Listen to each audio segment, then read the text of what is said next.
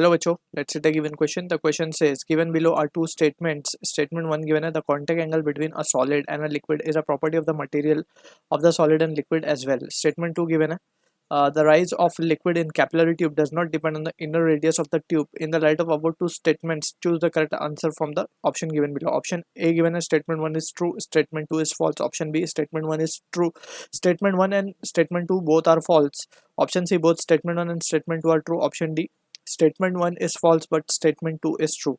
So for this question जो key concept यहाँ पे we need to understand is the concept of capillary rise and contact angle. तो एक एक करके हम समझते हैं. लेट्स सपोज पहले हम बात कर लेते हैं कॉन्टैक्ट एंगल की, जो कि स्टेटमेंट 1 पे के बेसिस पे है. So contact angle basically it is the angle between the two tangents made on the liquid surface and solid surface in contact. ठीक है, जैसे फॉर एग्जांपल हमारे पास एक लेट्स से कोई लिक्विड है, इसमें फिल्ड है एंड इसके अंदर हमने जो है एक ट्यूब को इंसर्ट किया इस तरीके से, ग्लास ट्यूब को हमने इस तरीके से इंसर्ट कर दिया इसके अंदर. एंड जो मिनिस्कस इसमें फॉर्म हुआ है बेसिकली, वो मिनिस्कस कुछ इस तरीके से फॉर्म हुआ है, कॉनकेव है, कॉनकेव मिनिस्कस फॉर्म हुआ है यहाँ पे. एंड सिमिलरली हमने एक और लिक्विड लिया है, उसमें हमने जब ये ग्लास ट्यूब को इंसर्ट किया तो उसमें जो मिनिस्कस फॉर्म हुआ वो कॉन्वेक्स है इस तरीके से. ठीक है ना. तो यहाँ पे अब हमें समझना होगा ये कॉनकेव और कॉन्वेक्स से क्या रिलेटेड है. सबसे पहले हम कॉन्टैक्ट एंगल की बात कर रहे हैं. सो जैसे हमने डिस्कस किया कि कॉन्टैक्ट एंगल बेसिकली द दो टेंजेंट के बीच का एंगल है, और वो दो टेंजेंट कहाँ पे बनने, वो पॉइंट ऑफ कॉन्टैक्ट पे बनने between the liquid and solid.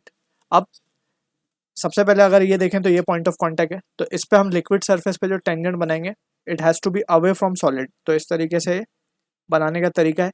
सो एक टेंजेंट ये बनेगा एंड एक टेंजेंट बनेगा ऑन द एक टेंजेंट तो हमें away away from the solid बनाया ऑन द लिक्विड. ठीक है. एंड एक tangent on the solid towards the liquid. तो इस तरीके से ये दो टेंजेंट बन गए और इन दोनों के बीच का जो एंगल होगा थीटा, इसे हम बोलेंगे कॉन्टैक्ट एंगल. अब यहाँ पे हम देख सकते हैं theta is less than 90 degree. So this is the case of impure water या मिथाइल आयोडाइड. जब लिक्विड होता है तो इस तरीके से हमारा कॉन्केव स्ट्रक्चर बनता है. And this is the case of जो लिक्विड होगा it can be impure water और मिथाइल आयोडाइड. सो ये स्टैंडर्ड फॉर्म है जो हमें याद रखना है. सो यहाँ पे जो कॉन्टैक्ट एंगल है it is less than 90 degree. Where on this hand अगर हम यहाँ पे टेंजेंट बनाने की कोशिश करें तो on the liquid away from solid and on the solid towards the liquid. तो यहाँ पे हम देख सकते हैं ये एंगल ऑब्ट्यूज एंगल है, theta is greater than 90 degree. And यहाँ पे हम बोल सकते हैं दिस इज द केस, ये है basically case of mercury, right. इसमें जो एंगल होता है it is approximately around 137 degree 137 degree. और यहाँ पे जो एंगल होता है बेसिकली इट इज 20, जो इम्प्योर वाटर है इट इज़ अराउंड 29 डिग्री. ठीक है ना. So this is what the value we can keep in mind regarding mercury impure water. तो हम यहाँ पे देख सकते हैं कि अलग अलग सॉलिड और अलग अलग लिक्विड के लिए बेसिकली हमने यहाँ पे तो सॉलिड सेम ही रखा है ग्लास ट्यूब, बट लिक्विड्स के लिए अलग अलग हम देख सकते हैं कि ये वैल्यू चेंज कर रही है. तो यहाँ पे बोला गया contact angle is a property of material of the solid and liquid, that is true, right. तो ये अलग अलग आ रही है सिचुएशन, इसीलिए ट्रू है. और यहाँ पे हम बोलते हैं यहाँ पे वेट करता है लिक्विड को, it does not wet the solid.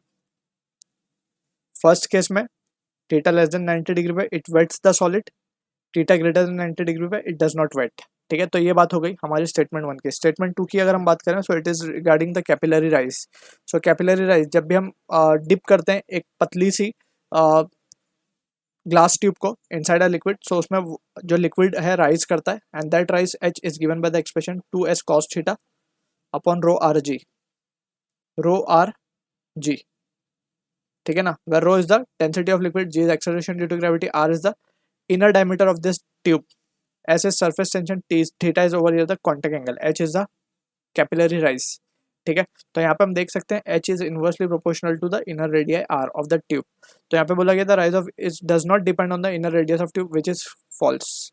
So statement 1 true है, स्टेटमेंट 2 फॉल्स है. तो option A will be the correct answer for this. So I hope you understood the solution. All the best.